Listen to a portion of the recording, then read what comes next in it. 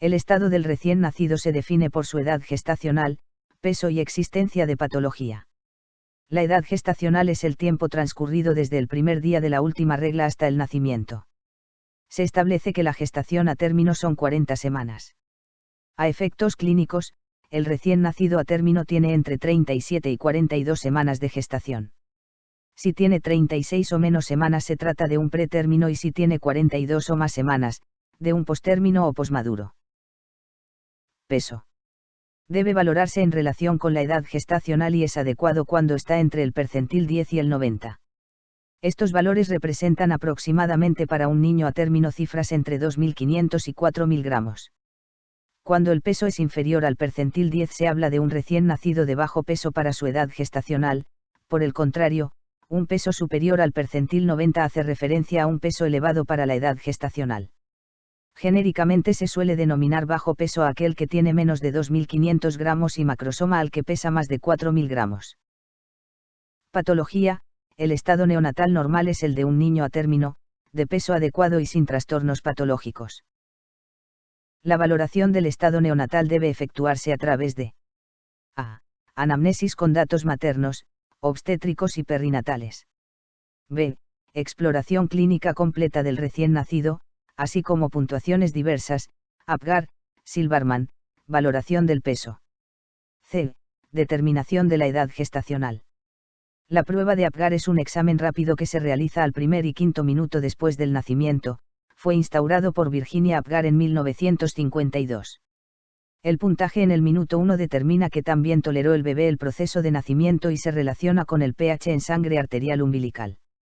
El puntaje al minuto 5 se relaciona con la respuesta a las medidas de reanimación, por tanto, en los casos de asfixia perinatal es un indicador de la duración de la misma.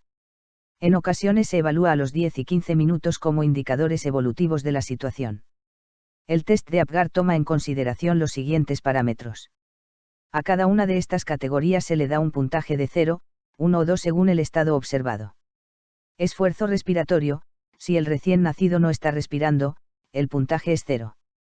Si las respiraciones son lentas o irregulares, el puntaje del bebé es 1 en esfuerzo respiratorio. Si el recién nacido llora bien, el puntaje respiratorio es 2. Frecuencia cardíaca. La frecuencia cardíaca se evalúa con el estetoscopio. Esta es la evaluación más importante. Si no hay latidos cardíacos, el puntaje del bebé es 0 en frecuencia cardíaca. Si la frecuencia cardíaca es menor de 100 latidos por minuto, el puntaje del recién nacido es 1 en frecuencia cardíaca. Si la frecuencia cardíaca es superior a 100 latidos por minuto, el puntaje del recién nacido es 2 en frecuencia cardíaca. Tono muscular. Se evalúa por el tono pasivo en flexión, normal en el recién nacido. Si no hay flexión de los 4 miembros se puntúa 0, si existe solo flexión de miembros inferiores se puntúa 1, si hay flexión de los 4 miembros se puntúa 2. Reflejos. Si no hay reacción, el puntaje del recién nacido es 0 en reflejo de irritabilidad. Si hay gesticulaciones o muecas, el puntaje del recién nacido es 1 en reflejo de irritabilidad. Si hay gesticulaciones y una tos, estornudo o llanto vigoroso, el puntaje del recién nacido es 2 en reflejo de irritabilidad. Color de la piel. Si el color de la piel es azul pálido en pulpejo de los dedos y labios, el puntaje del recién nacido es 0 en color. Si el color es rosado en labios y azul en dedos el puntaje es 1, si el color es rosado en ambos el puntaje es 2. Peso. Al nacer, el peso en nuestro medio es de 3.300 g a 3.500 gramos. Está sometido a variaciones que dependen del sexo, los niños pesan más que las niñas, de la constitución de los padres, estación del año, los niños nacidos en los meses fríos suelen pesar más, situación social, madres malnutridas o con hábitos tóxicos por tabaco, alcohol y otras drogas, raza, patología materna o de la gestación y otros factores discutibles como el trabajo materno o la altitud sobre el nivel del mar. El peso sufre durante los primeros días después del nacimiento la llamada pérdida fisiológica, que alcanza aproximadamente el 10% y empieza a recuperarse a partir del quinto día, para llegar al 9º o 10º día a ser igual que al nacer. Esta disminución de peso está condicionada por la pérdida de líquidos e insuficiente ingesta en los primeros días.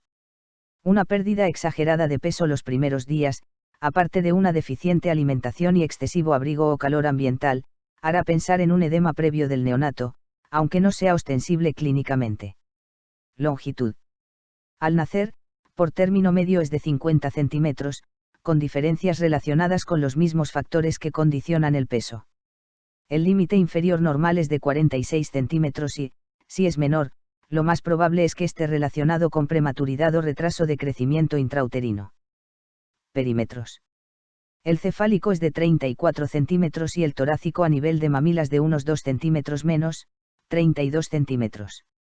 En casos de posible megacefalia tiene interés la determinación de la talla sentado o longitud del tronco y cabeza, que normalmente debe ser igual al perímetro craneal máximo. Maduración ósea.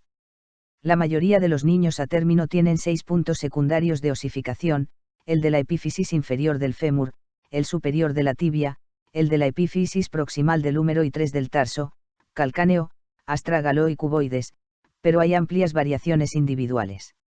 En la imagen puede apreciarse cómo los núcleos de osificación del carpo en un recién nacido todavía no son visibles. Estado nutricional.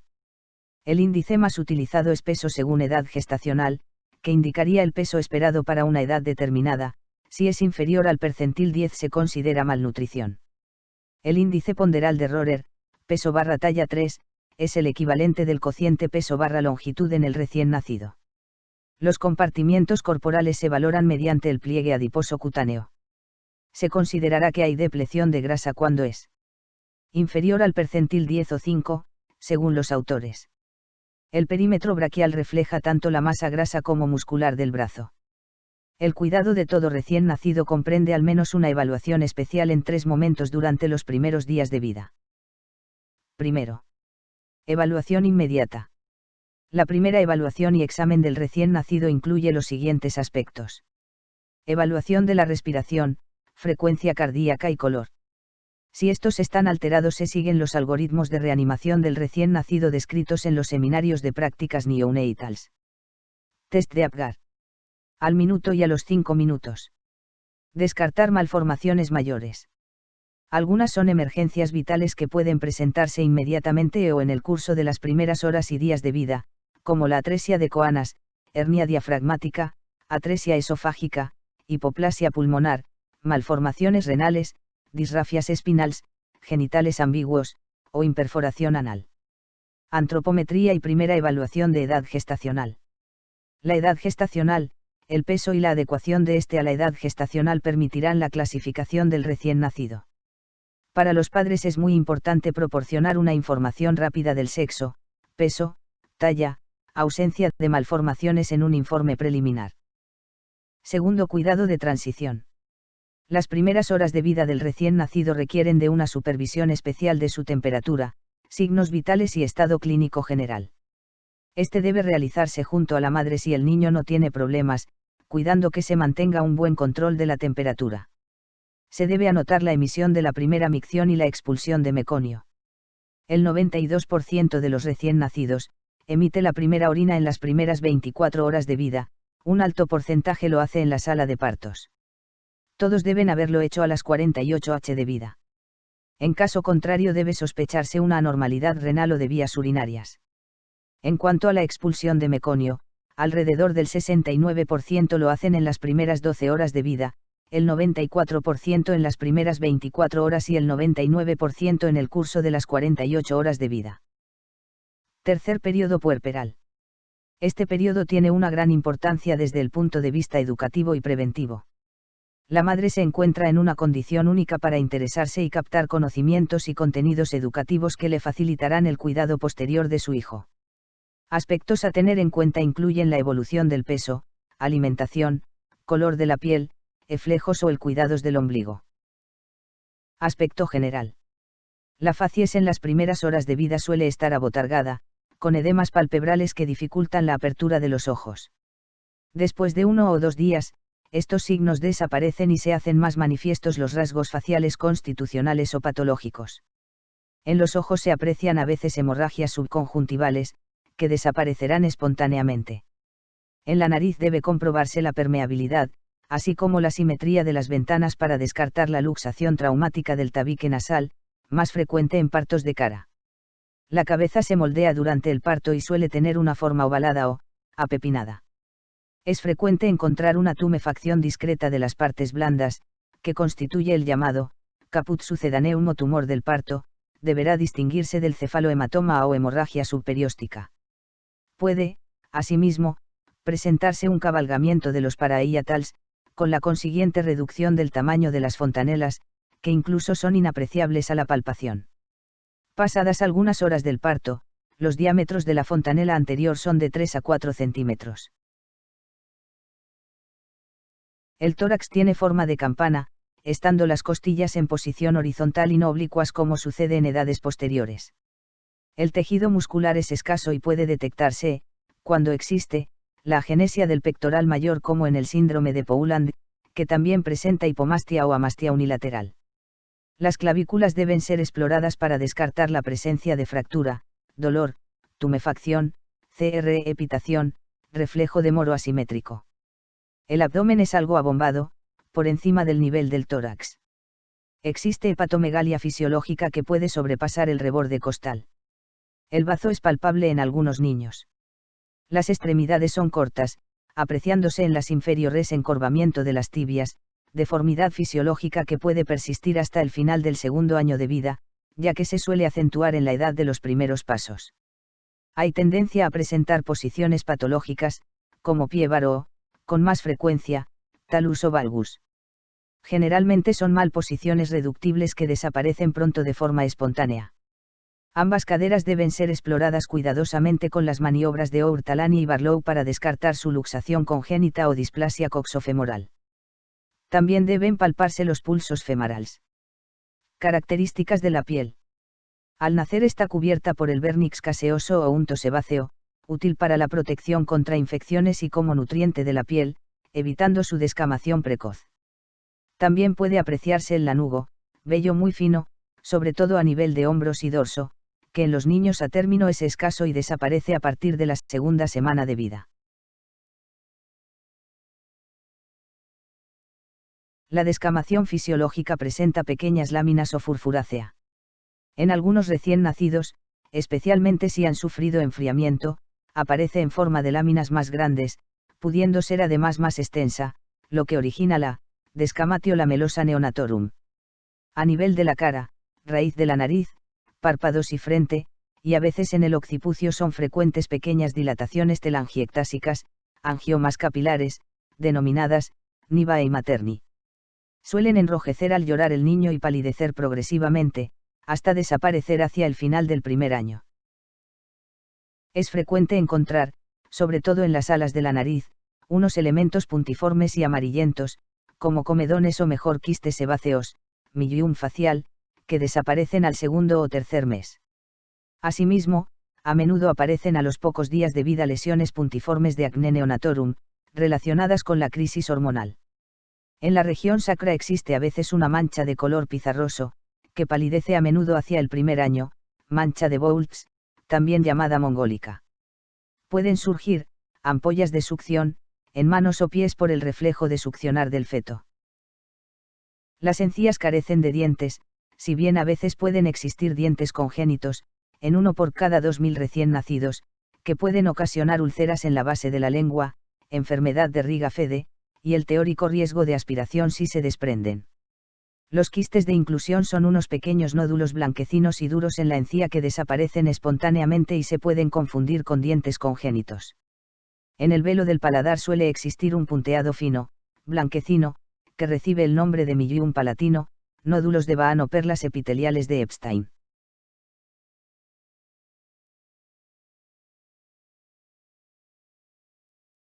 El estómago tiene una capacidad media de 20 a 30 mililitros, desde la 28 semana de edad gestacional la función secretora es normal y con un sistema nervioso autónomo poco desarrollado que explica la hipervagotonia que interviene en el desarrollo de los cólicos del lactante y en el reflujo gastroesofágico. El vaciamiento gástrico se inicia inmediatamente después de la ingestión y se completa en 2 a 4 horas. El hígado presenta una insuficiencia funcional relativa con inmadurez enzimática representada por el defecto del enzima glucoroniltransferasa, responsable de la ictericia fisiológica del recién nacido.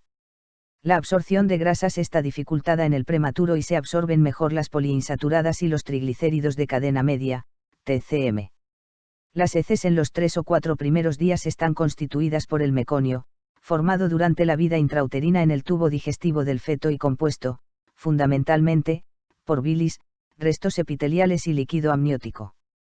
Es de color verde negruzco.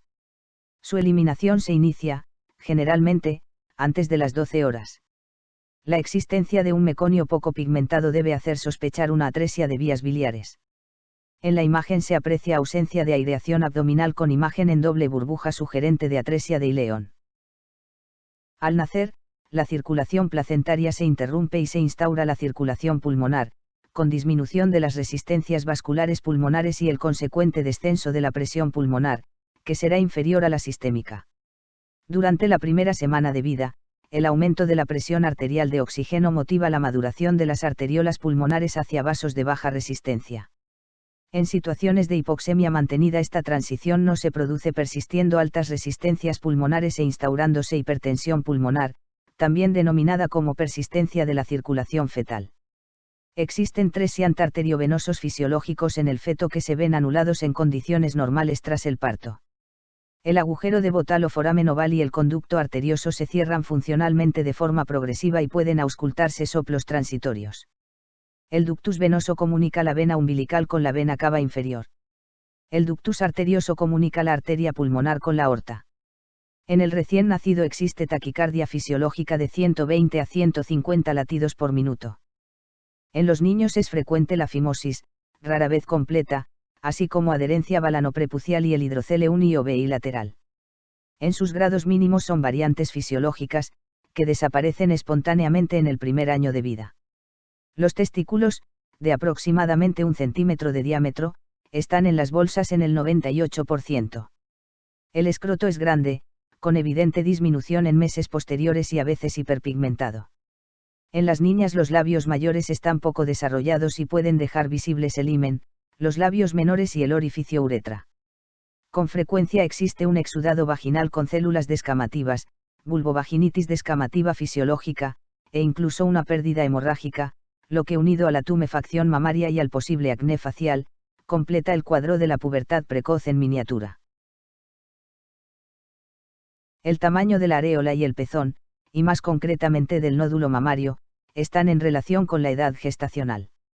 En un elevado porcentaje, tanto varones como niñas, aparece a los 8 a 15 días de vida la intumescencia mamaria, que es debida al paso de hormonas de la madre, estrógenos. En ocasiones es bastante intensa, incluso con secreción láctea. Pueden existir pezones supernumerarios, politelia, que a veces se asocian con malformaciones urinarias y otros síndromes. El cordón umbilical es el pedículo entre el feto y la placenta donde se ramifica a los diversos cotiledones. La alantoides conecta el seno urogenital con el ombligo. El seno urogenital es la parte ventral de la cloaca o futura vejiga. Por lo general, la alantoides está obliterada a nivel del ombligo y en la 15ª semana, está representado por un cordón fibroso o uraco que se extiende desde la cúpula vesical al ombligo. A continuación, se expone la patología umbilical más frecuente. Hernia umbilical. Es un defecto del cierre de la fascia abdominal, que permite la protrusión del contenido intestinal, a través de anillo umbilical. Es la patología umbilical más frecuente en lactantes, se observa el 10% de todos los recién nacidos normales. Granuloma umbilical. Es un pequeño nódulo de tejido fraíable que puede medir hasta 1 centímetro, que aparece en el lecho del ombligo, con una superficie lisa o irregular y frecuentemente pedunculado de color rosado. Onfalocele. Se presenta como un defecto con contenido intestinal en la base del cordón umbilical. Esta patología requiere una resolución quirúrgica. Onfalitis. La onfalitis se presenta con eritema umbilical, edema y secreción maloliente. La edad promedio de presentación es 3.º o 4.º día de vida. Persistencia de conducto onfalomesentérico. En la vida fetal este conducto conecta el íleo terminal al ombligo y si su cierre es incorrecto, pueden aparecer distintas patologías malformativas. En la edad neonatal la clínica suele manifestarse como un pólipo mucoso umbilical, de color brillante rojo cereza, que es mucosa del íleon protruida, o un seno umbilical. En ambos casos suele presentar una secreción fecaloidea en el ombligo. Se realiza abordaje periumbilical, se libera conducto onfalomesentérico hasta la unión con el intestino delgado, en la unión entre yeyuno e ileón. Se realiza resección en cuña y enterorrafia antimesentérica. Cierre de pared, realizando plastia umbilical. Anomalías congénitas del uraco. El uraco es una estructura que conecta la cúpula de la vejiga a la pared abdominal anterior al nivel del ombligo. Durante el desarrollo temprano es un tubo permeable, pero posteriormente se oblitera, quedando un cordón de tejido sólido. Dentro de las malformaciones del uraco el 50% son para la persistencia del uraco y un 15% son para el seno uracal. El quiste uracal se presenta como un nódulo profundo en el ombligo en la línea media que es susceptible de infectarse. Los hematíes son por término medio de 5,5 a 6 millones por mililitro. La hemoglobina fetal constituye el 70% de la hemoglobina del niño al nacer y va desapareciendo paulatinamente, siendo sustituida por hemoglobina de tipo adulto. El valor hematocrito normal oscila entre 45 a 60%. Hay hematíes nucleados, 3 a 5 eritroblastos por 100 leucocitos, 500 eritroblastos por mililitro y 20 a 60 reticulocitos por 1000 hematíes. Hay leucocitosis de hasta 25.000 en las primeras 24 a 48 horas, acompañados de polinucleosis, 50-70%. El timo es de gran tamaño, aunque puede disminuir gradualmente pasados los 2 primeros días de vida. Los ganglios linfáticos no suelen ser palpables e incluso en condiciones patológicas tardan en producirse adenopatías, todo ello en relación con las condiciones de inmadurez inmunitaria. La enfermedad hemorrágica del recién nacido por deficiencia de vitamina K se debe a una acentuada disminución de los factores de coagulación 2, 5, 7, 9 y 10, así como de las proteínas inhibitorias C y S, proteínas que son dependientes de la vitamina K ya que son activados por esta sustancia. Tiene una incidencia aproximada del 0,25% al 1,7%. Se manifiesta con sangrados de diferente magnitud y que en ocasiones pueden comprometer la vida del recién nacido. Se presenta durante los primeros días de vida y excepcionalmente en forma más tardía en los recién nacidos que no se les administró vitamina K en forma profiláctica y sobre todo en los niños alimentados con lactancia materna exclusiva, por ser la leche materna deficiente en vitamina K. Las manifestaciones clínicas más importantes incluyen melena, rectorragia, hematemesis, cefalohematoma, sangrado del cordón umbilical, equimosis, petequias, hemorragias viscerales. Siendo el sangrado más peligroso y que deja secuelas severas o es la causa de muerte, es la hemorragia intracraneal que se presenta con mayor frecuencia en la presentación tardía de la enfermedad. Para su diagnóstico, la anormalidad primaria en la enfermedad hemorrágica del recién nacido por deficiencia de vitamina K es la hipoprotrombinemia, por lo que el tiempo de protrombina siempre es anormal. El tratamiento de la enfermedad hemorrágica del recién nacido por deficiencia de vitamina K consiste en la administración de 1 a 2 miligramos de vitamina K intramuscular o intravenosa lenta en dosis única.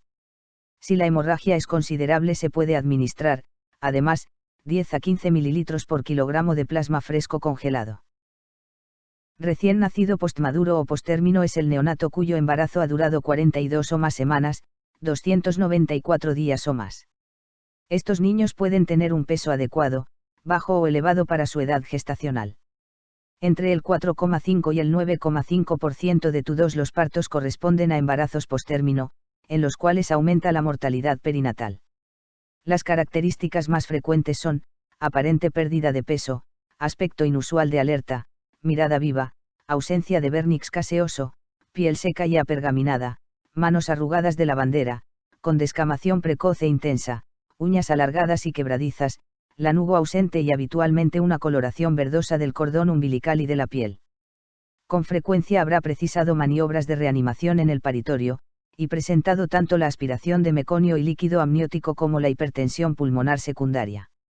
La hipoglucemia resulta común, al igual que la hiponatremia, los valores de hemoglobina son altos, existiendo albuminuria y glucosuria en un elevado número de niños.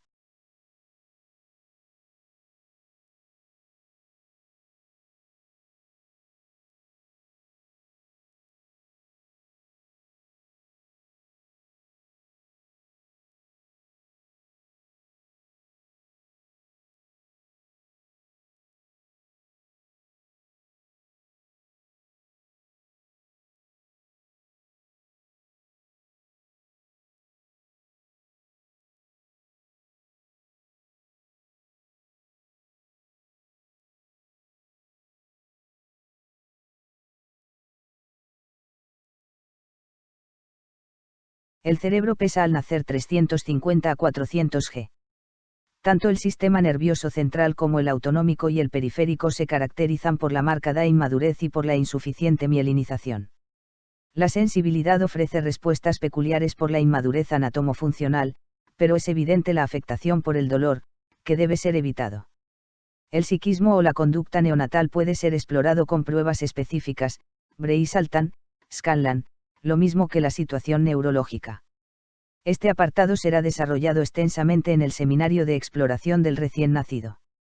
Recalcar que el sistema nervioso autónomo está bien desarrollado en el neonato, existe una situación de hipervagotonía ya comentada. El recién nacido se comporta en buena medida como un ser subcortical y medular mesencefálico, con tendencia a la irritabilidad, a la hipertonía y a movimientos reflejos espontáneos, reflejos arcaicos.